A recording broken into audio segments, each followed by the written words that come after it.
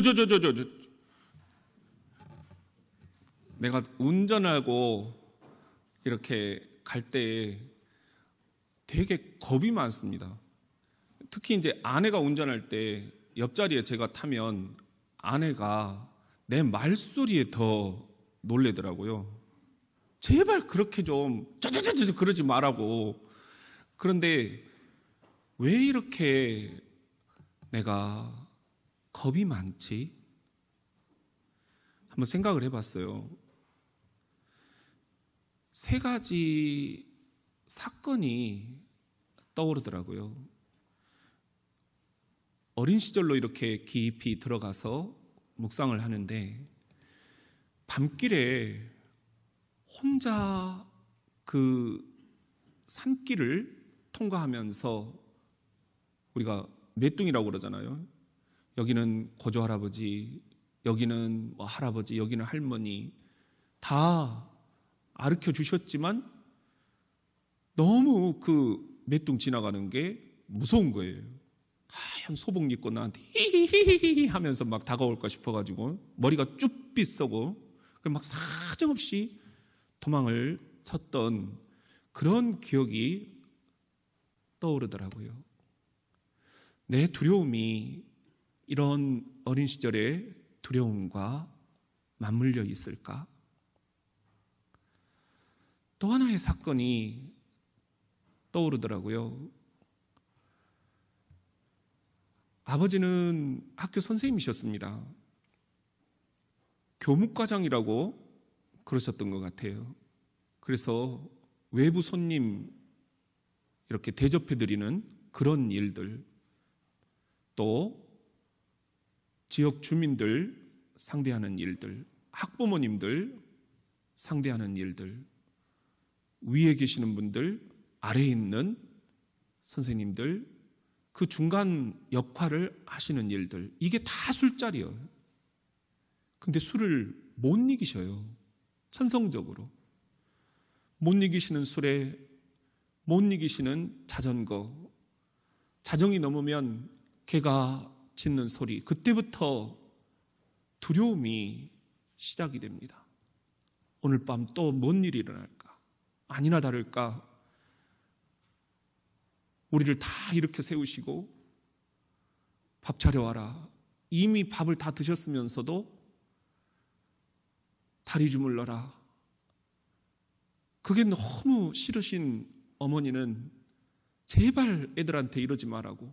그러면 밥상이 날아가고 머리를 다 뽑히시고 피가 터지고 우리는 무서워서 도망을 치고, 내 두려움이 이런 어린 시절의 두려움과 연결되어 있는 것은 아닐까.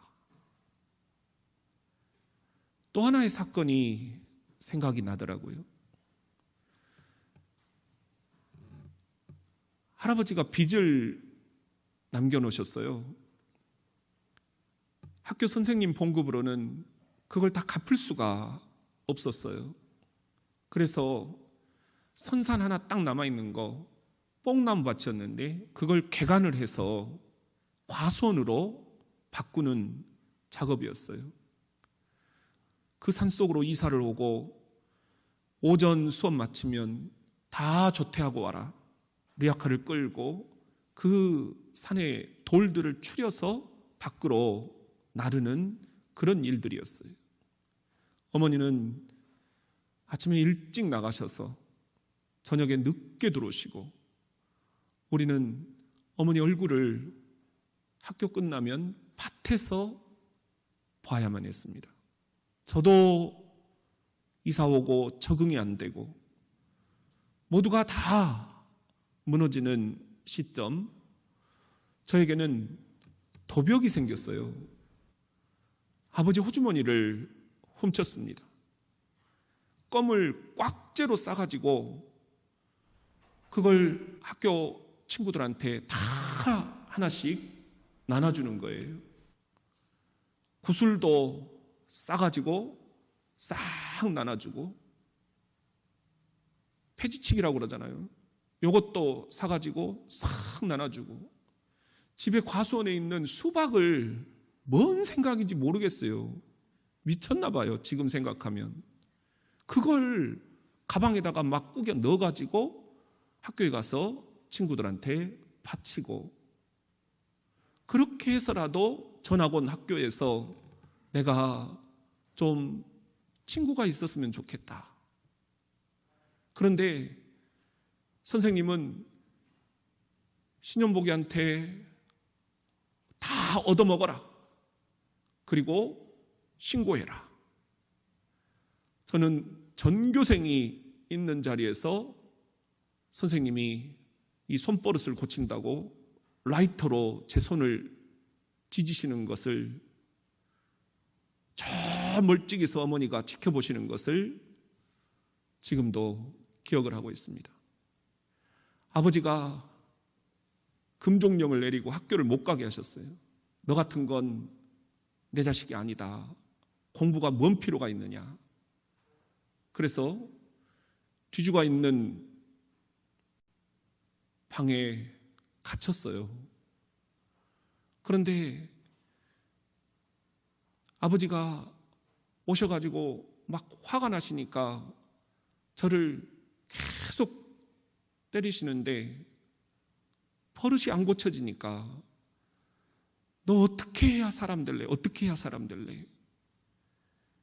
그런데 그날은 너무 화가 나셨던지 저를 막 진짜 죽이시겠더라고요.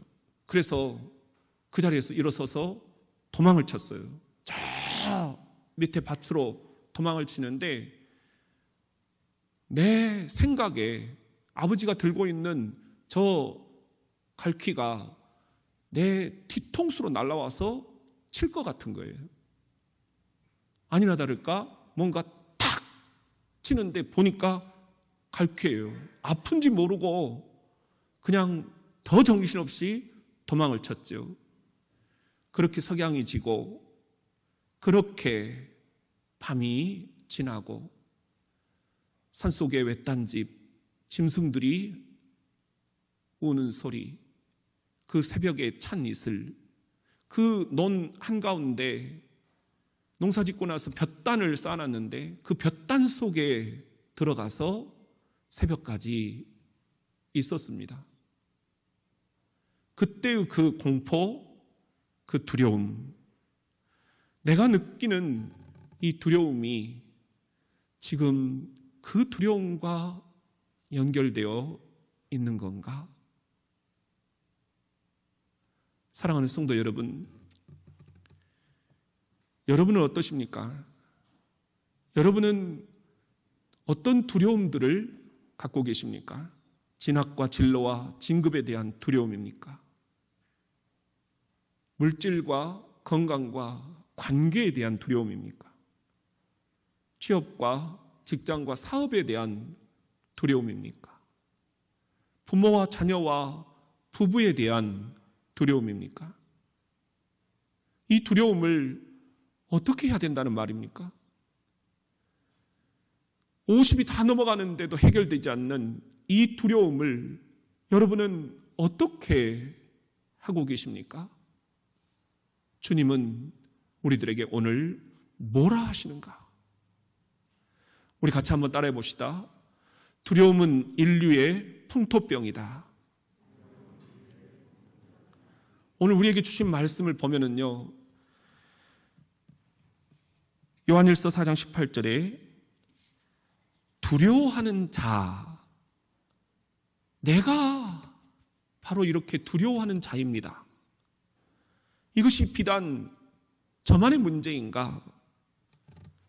언젠가 코리아 헤럴드 앤 랜더스 칼럼을 제가 굉장히 즐겨 읽는데요, 굉장히 쉬운 영어로 상담을 하고 있는 거예요.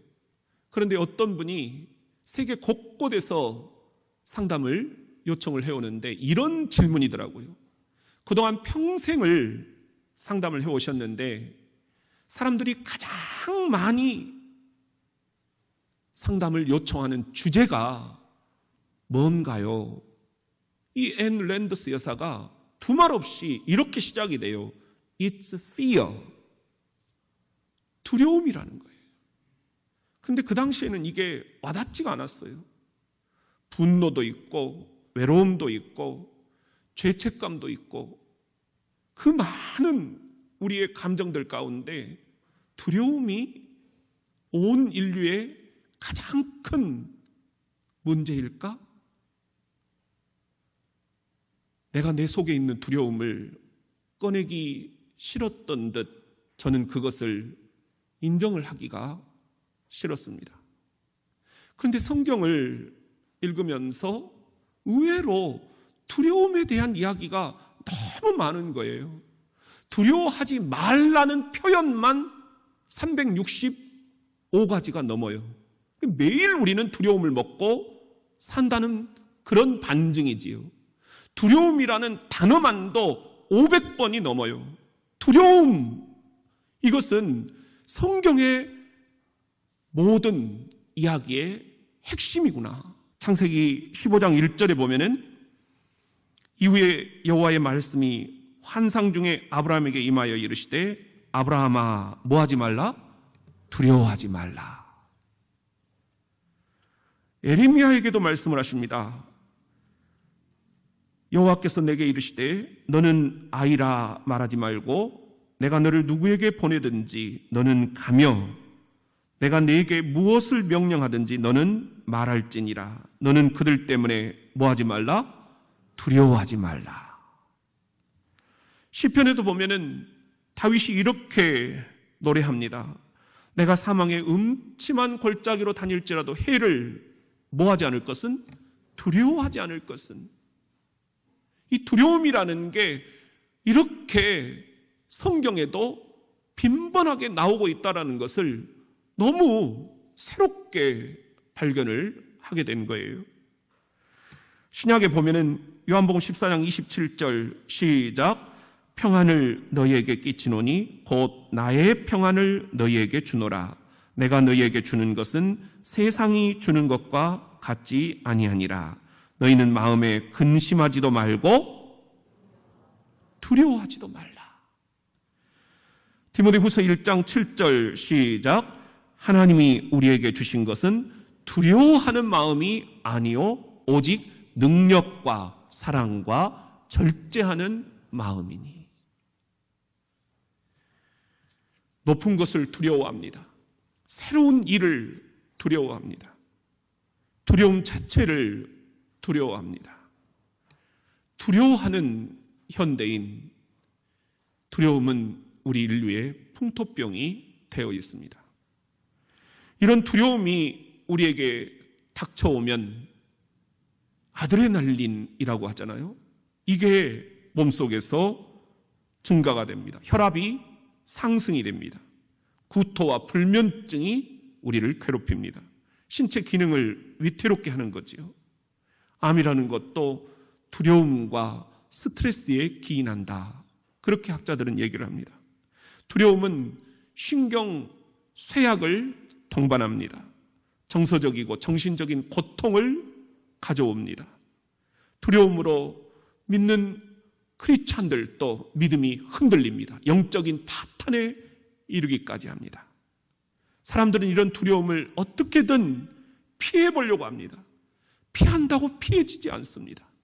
그래서 술에 의지하기도 하고 마약에 의지하기도 하고 일에 파묻히기도 하고 또 때로는 수다를 떨면서 이 두려움을 잊어버리려고 합니다. 제가 그런 것 같아요. 그런다고 잊혀지지가 않는 거예요. 이 두려움이라는 것을 저 영혼의 밑바닥에서 꺼내는 게 더 두려울 뿐, 사람들이 돼지머리를 놓고 차를 샀을 때 절하는 것도 두렵다라는 것입니다. 괜한 헛기침, 진한 농담, 일관된 침묵, 끝없는 잠, 강박적인 취미생활, 이런 식으로는 두려움의 그림자를 지울 수가 없습니다. 두려움을 느끼는 사람은 자아상이 매우 어둡습니다. 매우 엄격합니다. 자기를 애써 억압합니다. 삶의 여유라고는 찾아볼 수가 없습니다. 신경질적입니다. 빈틈이 없습니다. 정확합니다. 깐깐하기로 유명합니다. 제 이야기를 하는 것 같아요. 누가 나를 무시하지 않을까? 그래서 더 열심히 살려고 하는데 그것은 내 안에 있는 두려움을 반증하는 내 삶의 그림자일 뿐. 사랑하는 성도 여러분, 뭐가 그렇게 두려우십니까? 나는 왜 이렇게 두려움이 많은가? 그 두려움은 여러분만의 문제가 아닙니다. 저의 문제이기도 하고 우리 모든 가족들의 문제이기도 하고 모든 성도들의 문제이기도 합니다. 우리 인류의 풍토병입니다. 우리 같이 한번 따라합시다. 두려움은 인류의 형벌이다. 오늘 본문 말씀 보면은요, 두려움에는 형벌이 있음이라. 이게 무슨 의미일까요? 제가 28사단이라고 중부전선 철책 안에 GP가 있는데요, 이 GP에서 총기 사고 났던 그때가 떠오르더라고요. 김일병 사건이라고 뉴스에도 많이 나왔죠. 이 김일병이 어느 날 갑자기 총을 들고는 갈겨버린 거예요. 사상자들이 발생을 한 거예요. 한 40명이 있는데 다들 그냥 충격과 공포, 불안, 그리고 외상 후 스트레스. 그래서 육군 참모총장님이 아무리 해도 안 되니까 좀 성직자가 가줬으면 좋겠다. 그래서 급파가 됐는데요, 저에게 연락이 온 거예요. 그래서 28사단 사단 휴양소를 갔어요. 거기에 40명을 이렇게 이제 그 사건에서 살아남은 사람만 모아놨더라고요. 삥 둘러앉고 이야기를 듣는데 그 충격과 공포가, 두려움이 그대로 제 몸에 느껴지는 거예요. 자신들을 향해서 총을 들이댄 그 동료에 대한 배신감, 그 상황에서 나는 아무것도 할 수 없었다라고 하는 무력감, 죽은 동료들에 대한 내가 지켜주지 못했다라는 죄책감, 그 가운데 가장 큰 핵심 감정은 이게 남의 일이 아니다. 다음에는 내 순서일 수도 있다. 죽음이라는 게 그렇게 멀리 있지 않구나. 거기에서 느껴지는 두려움, 이 두려움이 핵심 감정이었어요. 내내 2주간 동안 울기만 하는 친구도 있었습니다. 멍하니 산만 바라보는 친구도 있었습니다.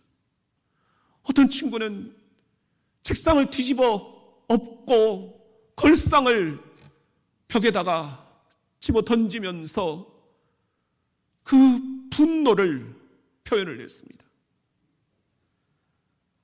그 친구들 얼굴이 지금도 눈에 선합니다. 내가 할 수 있는 게 없더라고요. 들어줄 뿐. 나중에 전역을 하고서도 그 친구들이 계속 연쇄적으로 자살을 시도하고 또 자살을 성공하는 그런 뉴스들을 제가 두 눈으로 보면서 내가 정말 이 친구들에게 도움이 되지 못했구나, 그런 자괴감이 들었어요. 창세기 3장으로 우리들이 거슬러 올라가면은요, 이 병사들의 두려움이라는 게 개인의 문제가 아니라 인류의 형벌이라는 것을 알게 됩니다. 하나님이 내리신 형벌이구나. 아담과 하와 뱀의 유혹으로 선악과를 따먹죠. 수치를 알게 되고 무화과 나뭇잎으로 그 수치를 가려보지요. 미봉책입니다. 두려워하여 숲에 숨는 우리 인류의 조상들, 하나님께서 이 아담과 하와에게 본질적인 질문을 던지십니다. 창세기 3장 9절에 보면은 여호와 하나님이 아담아 부르셔요. 네가 어디 있느냐? 이건 우리의 실존을 묻는 질문입니다. 내가 두려워하여 숨었나이다. 두려워하여 숨는 인류, 인간, 사람들, 이게 우리의 모습입니다. 그래서 영어 성경에 보면은 아담이라는 말이 히브리어로 아다마예요. 놀랍잖아요? 아다마 부르셨는데 이 ESV라는 가장 최근에 번역된 영어 성경에는 The Man 이렇게 돼 있어요. 하나님이 그 사람을 부르셨다. Where are you? 네가 어디 있느냐? 그 사람이 바로 여러분입니다. 인류야, 인간아, 사람들아, 네가 지금 어디 있느냐? I was afraid. 내가 두려워하여 I hid himself. 숨었나이다. 두려워 숨는 인류. 이것이 우리의 실존이다. 그런 말입니다. 하나님은 그런데 이 두려워 숨은 우리 인류의 조상 아담과 하와에게 아무 말도 안 하셔. 그리고는 그들의 수치를 가려주시기 위해서 가죽옷을 해입히신다. 이게 성경의 기록입니다. 그런데 여러분, 가죽옷이 그냥 나옵니까? 그 가죽을 어디서 얻어야 되지 않겠습니까? 어린 양 한 마리를 잡아다가 가죽을 벗기고 그 가죽옷으로 우리 인류의 두려움을 덮어주신 것입니다. 이 가죽옷, 이것이 오늘 이 사순절 우리에게는 복음입니다. 요한복음 1장 29절 시작.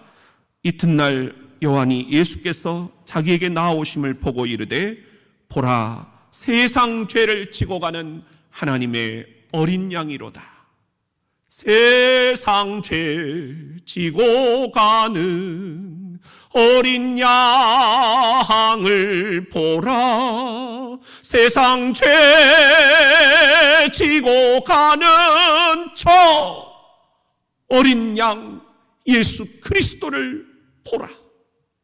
이것이 우리에게 주시는 주님의 기쁜 소식입니다. 세상 죄를 말없이 지고 가는 한 마리 어린 양, 그분이 예수 그리스도, 우리의 두려움까지도 다 품으시고 이 시간 십자가에 죽으시는 예수 그리스도, 이것이 하나님께서 우리들에게 베풀어 주신 러브 스토리입니다. 우리 같이 한번 따라합시다. 온전한 사랑으로 두려움을 치유하라. 오늘 본문 요한일서 4장 18절을 보면은요, 온전한 사랑이 두려움을 내쫓는다. 이게 무슨 의미일까요? 우리 사랑이 온전하지 못하다는 그런 주님의 말씀이 아닐까요? 우리는 애가 90점을 맞아오면 어이구 등신 2개만 더 맞으면 100점이잖아. 95점을 받아왔더니 엄마가 뭐라고 그랬어? 정신 똑바로 차리라고 그랬지. 이것도 틀려. 이것 맞았으면 만점이잖아. 100점을 맞아왔더니 오늘은 문제가 쉬웠나 보지? 자꾸 몇 점이냐? 우리의 사랑법은 이렇습니다. 테레비 보고 있으면 들어와서 공부 안 해? 공부하고 있으면 나와서 콩나물 사와. 공부하라고 그랬잖아. 네 머리에 뭔 공부냐? 이게 우리들의 사랑법이 아닌가요? 온전하지 못한 사랑을 우리는 주고 있는 것은 아닌가? 그런데 사순절 십자가에 달리신 우리 예수님,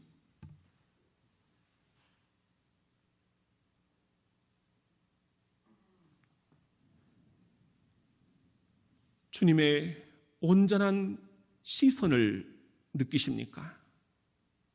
주님의 온전한 품을 느끼십니까? 생애 한 번만이라도 주님의 그 온전하신 사랑의 시선을 내가 바라볼 수만 있다면, 내가 이렇게 50이 넘도록 어린 시절의 그 두려움에 압도되어 살지는 않았을 텐데, 십자가에 달리신 주님의 그 온전하신 사랑의 품에 내가 한 번만 안길 수 있었더라면 내가 이렇게 두려워하지 않을 텐데. 사순절 내 영혼의 두려움까지 온몸에 안고 가신 예수님, 저 골고다, 저 칼보리 언덕에서 주님은 이렇게 나에게 말씀하십니다. 오늘 본문 말씀 보면은요, 하나님은 뭐라? 사랑이시라. 이거 외에 하나님을 설명할 길이 없다. 이로써 이 사랑이 우리에게 온전히 이루어졌다. 그리고 그 다음에 보면은 사랑 안에 두려움이 없고 그분의 그 온전한 사랑이 나의 두려움을 내쫓나니. 이걸 현대어 성경으로 쉽게 이렇게 번역을 해놨더라고요. 하나님은 뭐다? 사랑이십니다. 그리고는 우리 빨간 글씨를 그 다음에 한번 읽어봅시다. 시작. 그리스도와 함께 살 때 우리의 사랑은 성장하여 더 완전한 것이 되어갑니다. 그리고 그 다음에 한번 읽어봅시다. 시작. 완전한 사랑으로 우리를 사랑해 주시는 분을 두려워할 필요가 있습니까? 하나님의 완전한 사랑은 하나님께서 우리에게 어떻게 하실 것인가에 대한 두려움을 다 몰아냅니다. 그 다음에 보면은요, 제가 한번 읽어볼게요. 그런데도 우리가 두려워하고 있다면 그것은 하나님께서 하실 일에 불안을 가지고 있음을 말합니다. 내 문제 아니에요. 여러분 문제 아니에요. 그리고 아직도 하나님의 사랑을 충분히 온전히 알지 못한다는 증거입니다. 너 목사가 됐지만 내 사랑 충분히 온전히 너 지금 받아보지 못했다. 주님은 그렇게 말씀하시는 것 같아요.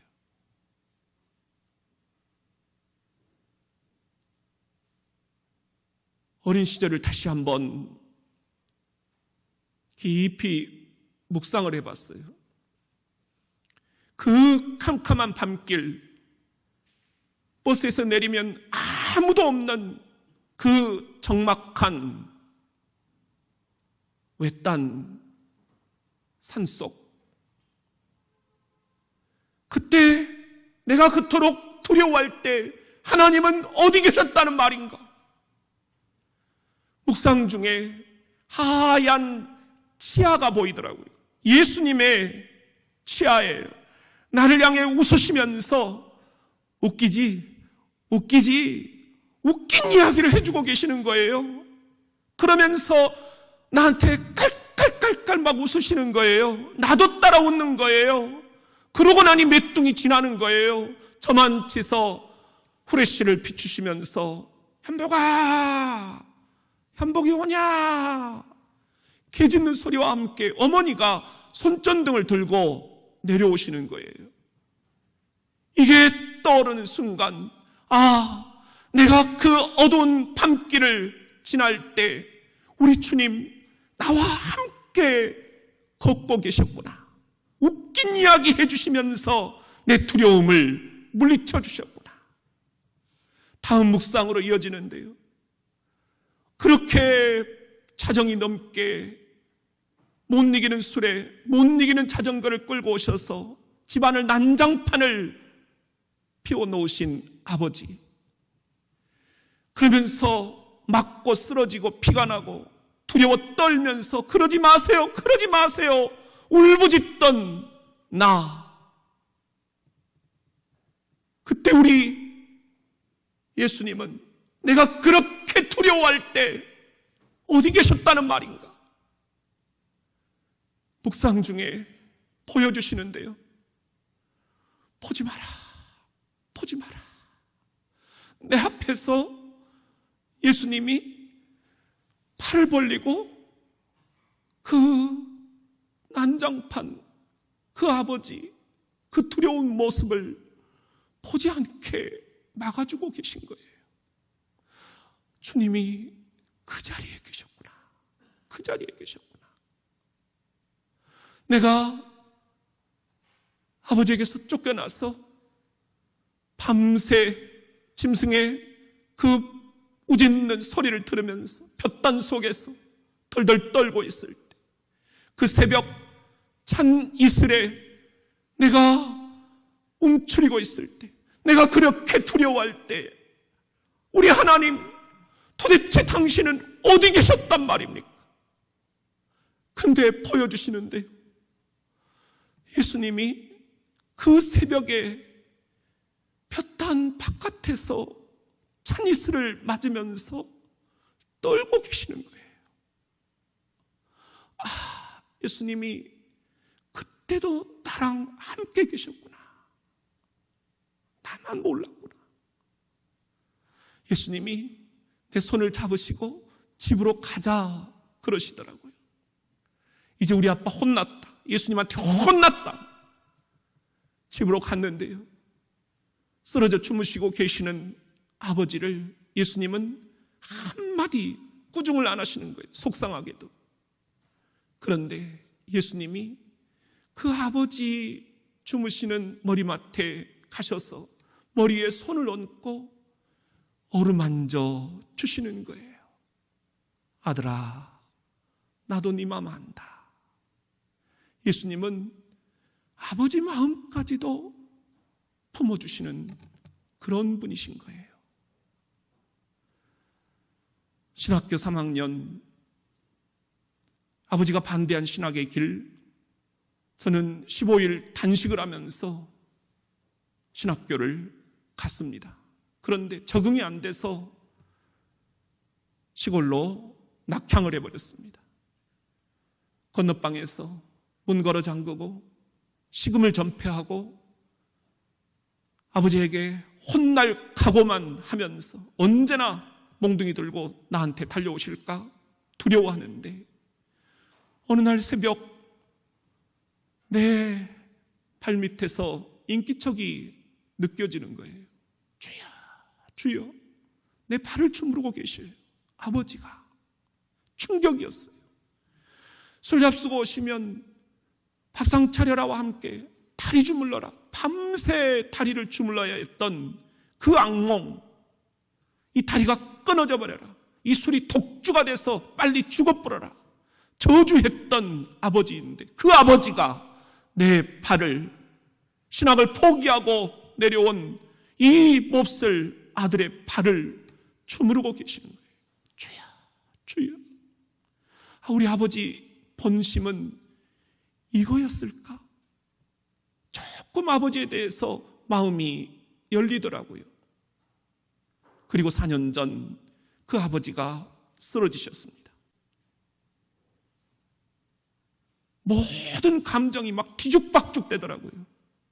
장성 상무대교회에서 수원 요양원까지 월요일마다 왔다 갔다 하면서 의식을 잃어버린 이 아버지를 지켜보아야만 했습니다.